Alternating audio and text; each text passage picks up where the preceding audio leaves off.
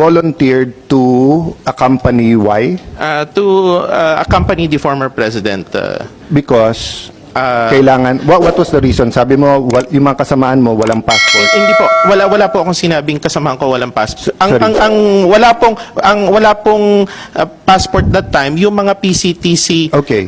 members, ma'am, na Okay. supposed to be sasama din that time. Wala hong silang available noon. So were you appointed representative of the PCTC? Yes. Were you appointed representative of the Interpol in the Philippines? That time, I was appointed, yes. Who appointed you?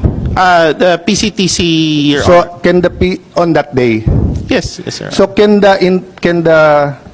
ibuin natin ha, kayo lang mga militar at polis nakakaintindi ng 3-4 na letra eh. Yung Philippine Center for Transnational Crime. Sir, can you appoint the representative ng Interpol on the spot? Kasama sa powers yun, if I check with Interpol. So kung today, pwedeng ako representative ng Interpol? Para pong hindi yata kasama sa function ko yun. Well, kakasabi lang ho ni Ambassador, kayo daw nag-appoint sa kanya. Yung po sabi niya eh.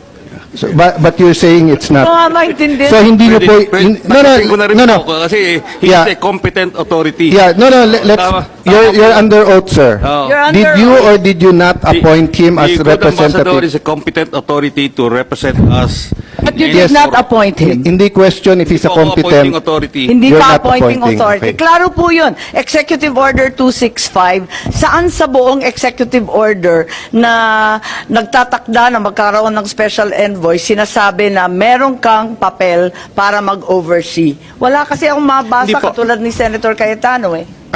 Madam Chair, yun nga po yung relasyon ho namin ng OSCE at PCTC, sila yung aming Secretariat and Eh, Operational. sekretarya lang ninyo, siya pang appointing ninyo. Hindi po, Parang ang hindi- gulo. hindi po. Boss ba ninyo yan or utusan? Hindi po, clear ko lang ho. Kasi that time, wala hong available na members ng PCTC anang may passport noon. So, kaya ho sinabi ko kanina, I volunteered para ho i-accompany ang former president in behalf of the PCTC.